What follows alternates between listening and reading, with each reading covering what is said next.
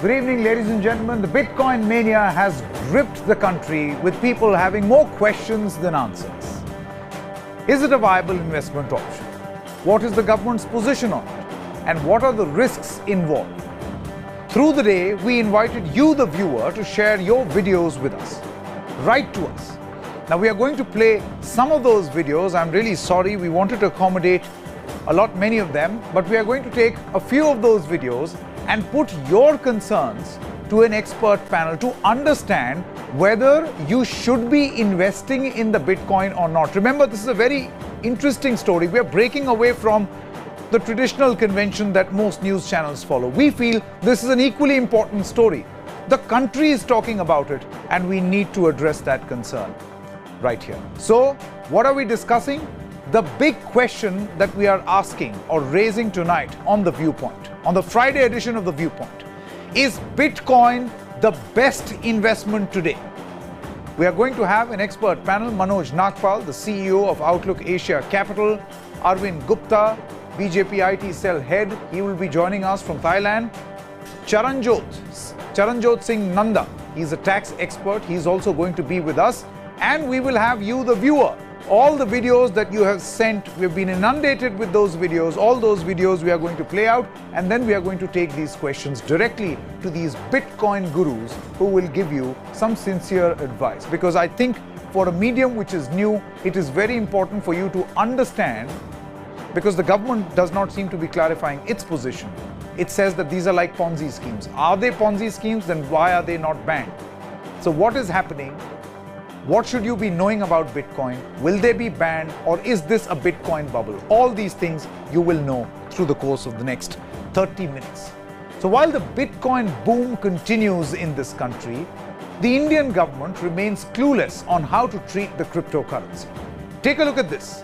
The government is still undecided whether to classify Bitcoin as a good, that is goods, as services, so that it becomes part of the goods and services tax, or is Bitcoin actually a currency? So right now, our Indian government is pondering, is confused, is thinking whether this is goods, services, or currency, and how the taxation system should be applied.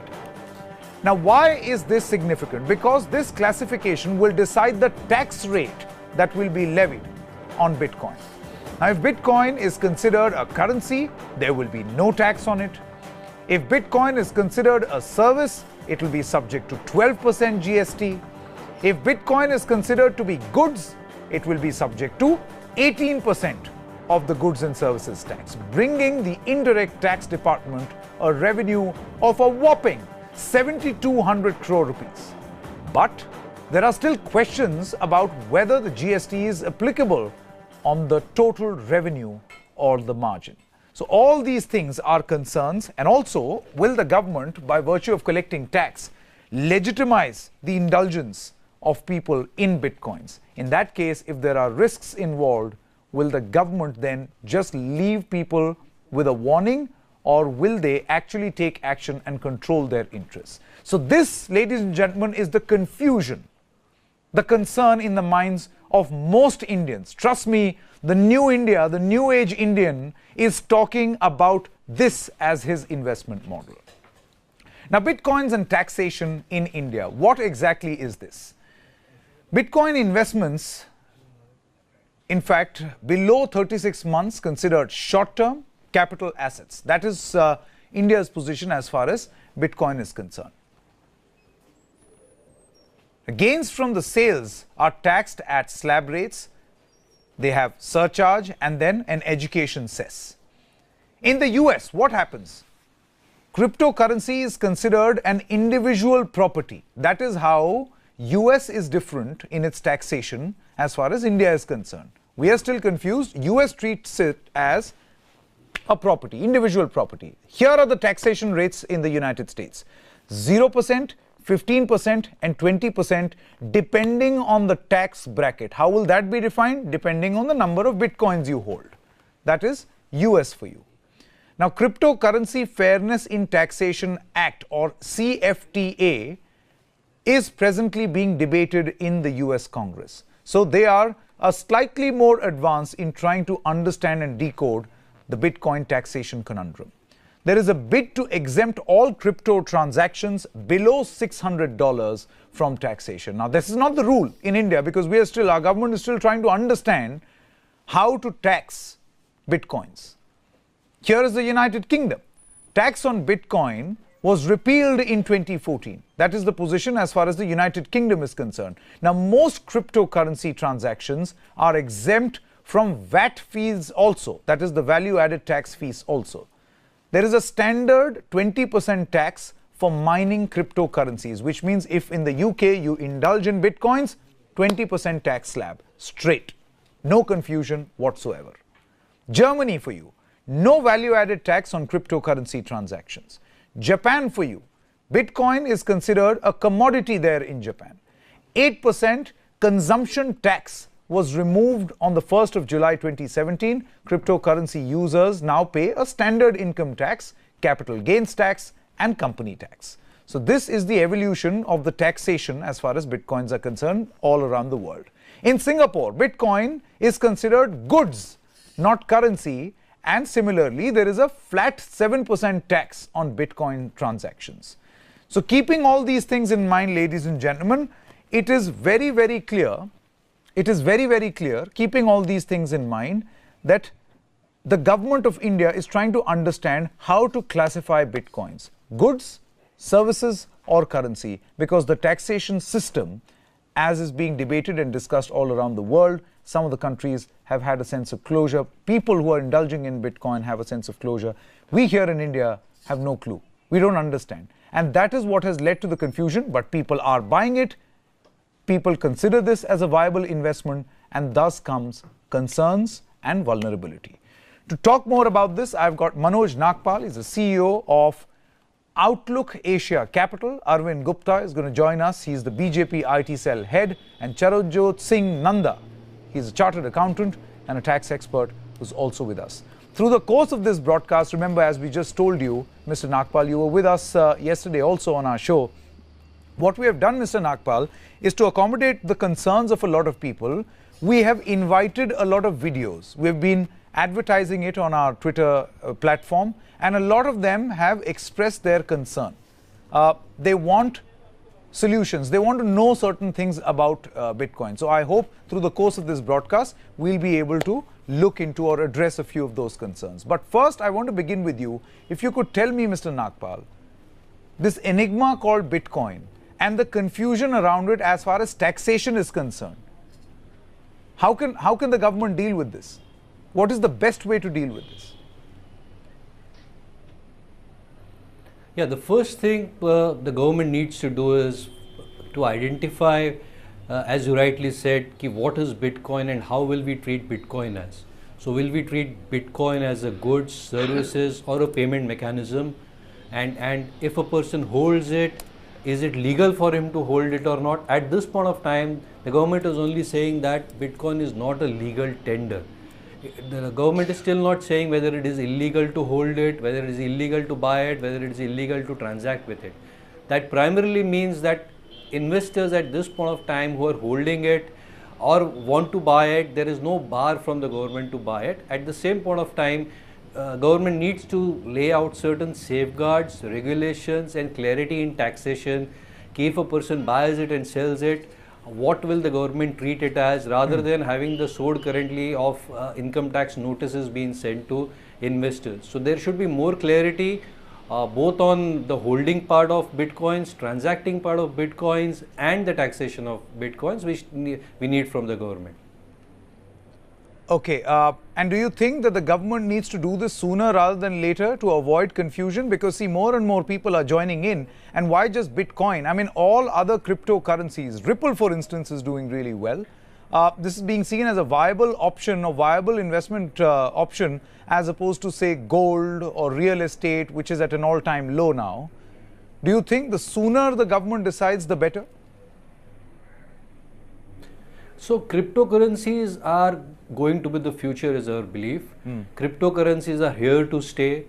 Ignoring them and not setting regulations only creates a Ponzi scheme or a, wherein investors can get defrauded. So having rules earlier than later is definitely the need of the hour. Recognizing that cryptocurrencies are here to stay for the next 50 years, 100 years is definitely a point that we should accept. Most of the countries across the world have accepted it, have given legality to the transactions, have clarified, and that is the direction we should move into it. The government has constituted a committee to look into it. Yes. And I hope the report But see, will Mr. be out Nagpal, soon. the government has also called it a Ponzi scheme. It has equated or likened cryptocurrency to a Ponzi scheme. So that I don't think is the best approach, because basically you're asking all the investors to go fend for themselves. That you indulge in this, it's your own risk. Now, stay with us. I'll go to my other guest also, but before that, as we told you, the format, we're breaking the format of the show where we have invited you, the viewer, to come and participate and ask your questions directly to these two experts. So I have Gagan Agarwal, who sent us this message on Twitter. Let's play that out. I am Gagan from NMS Bangalore. I have this question about bitcoins, that how do these currencies gain value when there's no backing as such as the government or gold or any other precious metal? So how do bitcoins gain such huge value? What is the reason behind them having values as big as 10,000 US dollars? All right, so that is the view of Gagan Agarwal. That is the concern that he has. So any one of you, Charanjot ji, Charanjot Singh Nanda, would you want to address that concern? Sir, yes, I would like to address this. Gagan has a very valid question. He understands that there is no underlying asset, and that is a pertinent question that comes to everybody's mind, that it is rising by leaps and bounds. And what is the underlying asset behind it? And this gives rise to one major suspicion that people think it may not be a bubble. People are not aware about what is the meaning of Bitcoin mining. They are not aware from where Bitcoins are coming and where they are sold. And more importantly, the government has also called it Ponzi scheme because it is not at all regulated. If I buy a Bitcoin, I am not able to I am not able to verify whether it is actual a Bitcoin or not. So this is creating confusion in minds of number of people, and India being predominantly a country where people are not much tech savvy, therefore confusion is standing. And largely the tax structures, whether the direct tax will be initiated, whether indirect tax will be initiated, whether you take it as a capital gain, whether you take it as a legal tender where no taxes are required. So there are a number of questions which are confronted, and people have no logical answers which are backed by regulation on this. Okay, Mr. Nagpal, would you like to take that one? Would you like to respond to what Gagan asked? Respond to this? Yeah, so the main point Gagan was trying to ask us is, how does the Bitcoin derive its value?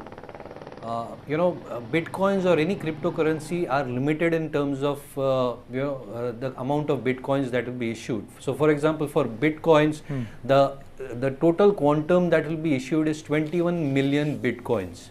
Out of this, 16.7 million Bitcoins have already been issued, and the amount of further Bitcoins that can be mined is going to be around 4.3 million Bitcoins. To mine a Bitcoin, one has to put in effort and computing processing power to solve the algorithms to get a Bitcoin.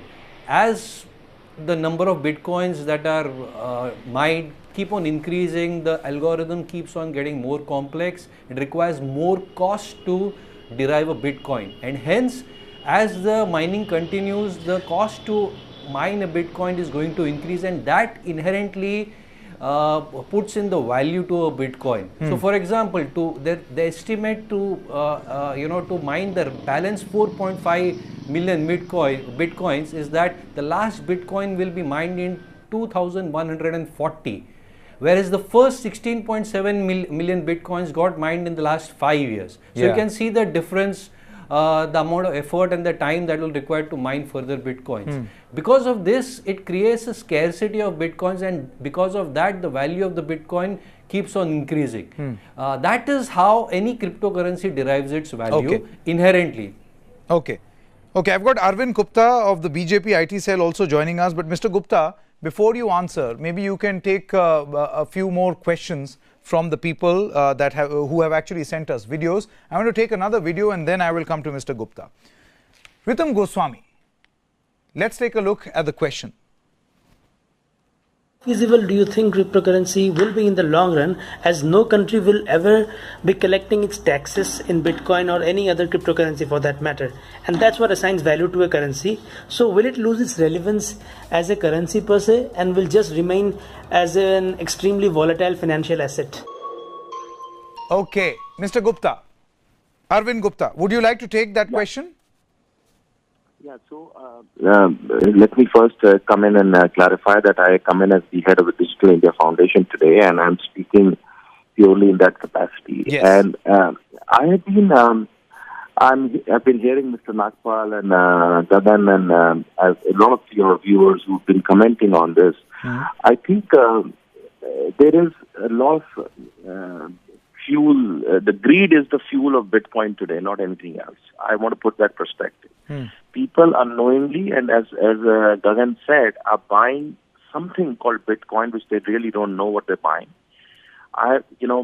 Numerous cases of fraud are happening.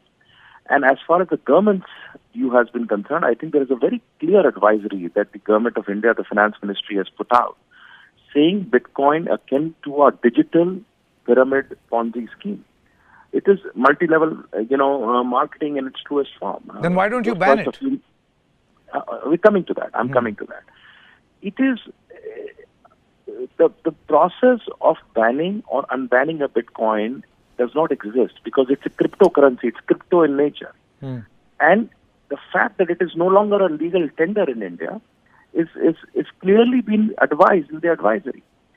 Now, when people talk about Bitcoin, bit mining, and the effort that goes into it, I mean, there will be a lot of cryptocurrencies. There will be a new set of cryptocurrencies. There will be Ripple, somebody talked about. There will be Ethereum. There will be much more. So I really don't know, to answer your viewer's question, how does this hold value? To do one transaction today, not one mine, not one mining of one Bitcoin, but one transaction costs upwards of $7 or $8. How is it a currency of the future? It is not a currency. So I want to distinguish and use your platform to say, first of all, in my view, Bitcoin is not a currency. Okay. Bitcoin at best is a innovative use of blockchain technology to create a pyramid of in the digital finance world, and people are attributing a value to it. Imagine the volatility of this asset class or this currency, if you may call it. I mean, I don't call it a currency. Yesterday it was 20,000. Today it becomes 12,000. Okay, I mean, Mr. Gupta. Nobody can survive that. Mr. Gupta, can I tell you something? Then in that case, it will be very important for you to go on speaking, and all our other panelists also, and take as many of these viewer concerns as possible. We've got another video, and I would request you to please listen to this and then respond. Bhuvan now sends us this video from Noida.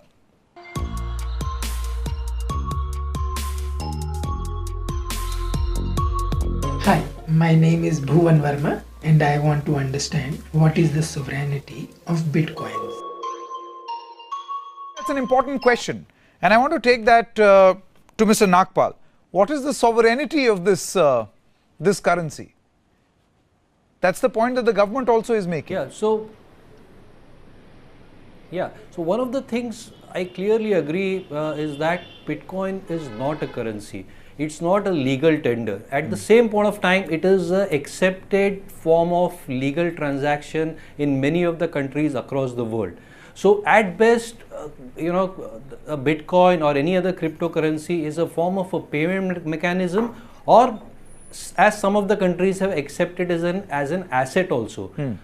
So for example, today on the Expedia global website, you can use Bitcoins to buy a flight ticket. You can go on Microsoft website, the official website, and buy Microsoft products. And there are so many popular places which are now accepting Bitcoins across the world. So if we say that within India we do not want to look at as a formal form of payment mechanism, then we should say holding Bitcoins is illegal, and we should indulge, rather than giving an advisory, we should just clearly say it is not a legal thing to do, and nobody should hold it also. As we said that interesting, the old notes are illegal and nobody should hold them. Similarly, we should, and because they cannot be used for any transaction. Very significant. So Mr. Gupta, do you hear that? So the experts are essentially saying that you can't just stop. Our finance minister cannot just stop by saying that this is not legal tender. What about its illegality? Well, the illegality comes from the fact that there is no KYC, the fact that there is no attribution to who holds it, who does not hold it. You supposedly hold a wallet which is completely encrypted and you have no, but then it is encrypted. You go to any of these apps, exactly. And then so you will have to link your Aadhaar, you will have to link your bank account. All of that process happens, and your PAN card. So Sanket, what you are saying is what I am saying is that today many people think they're holding bitcoins. In my opinion, they're not even holding bitcoins. I mean, I've been told multiple cases of fraud where people have sold some virtual address to people, and there is that is not even a bitcoin. Okay. So there is. I think. I mean, let me repeat for the benefit of your viewers that if you don't understand this asset class, this investment tool, do not invest in it. There's too much of volatility. There is a lot of... No, but then do you think that by closing or shutting doors on Bitcoin, the government will be able to see, because the world over it is being embraced by many countries. So if this is going to be the Indian government's position... You have to... You also have to understand, today there is Bitcoin, tomorrow there is Ripple, there is Ethereum, there will be X, Y, Z. You know, this is a blockchain-based technology. And when technology... Okay. You know, one moment, Mr. Gupta. Let me quickly accommodate another viewer writes to us and also has sent us this video. Sangeeta now is speaking. Instead of being plagued by fear, I trust the governments should approach this in a very positive manner and take it as an opportunity for innovation. Forward-thinking countries such as the UAE, for example, the Dubai, has come forward with the government's version of the cryptocurrency called the Mcash. It has been deployed with a capable technology partner. Now this Mcash is one way for the government to move forward with e-government service payments. Be it for the taxes or be it for land record verifications, this is an instrument that is going to radically change the way the governments transact with their citizens. Interesting. So, Mr. Nanda, Charanjot Nanda and then Mr. Gupta, do you think that this is the future, Mr. Nanda? This is the future? Basically, the government's version of a cryptocurrency. I feel it is 100% the future. Sir, government has to bring out a regulation. We live in a contemporary world where we can't have our own set of rules. We have to ultimately embrace it. What I want to state is that time has come when clarity has to be made to the investing public. It is undoubtedly an asset class. People hold it. People hold old paintings. People hold certain pens of great importance, old watches. There is no listing of that. There is nothing which defines or values them. But in spite of them, that is sold in the market and people have a feeling that it holds value. Okay. So undoubtedly, without even a single iota of suspicion, they have value and people will keep on investing in it because there is a lot of volatility. Okay, so the government has to do something. For people. So they I have feel to government move should beyond. come with a regulation. They have to do something, a regulation or perhaps their own cryptocurrency. But the last thing that the government should be doing is what it is doing right now by saying that we advise that you should stay away. And last thing which I want to say, there has to be clarity on taxation aspects, which is very important. Clarity on taxation, very, very significant. Mr. Gupta, Mr. Taxation, Nagpal, as well as Mr. Nanda. We have to tax it. Yes. Thanks, Mr. Nanda, for joining us. That's a wrap in this edition. But we here on CNN News 18 are continuously going to talk about this new age tool that people are indulging in. People are talking about, people are investing. We cannot just shut our eyes. This is significant. And if the government feels that there are concerns, then let's address them. Thank you so much for watching The Viewpoint. Good night. Goodbye.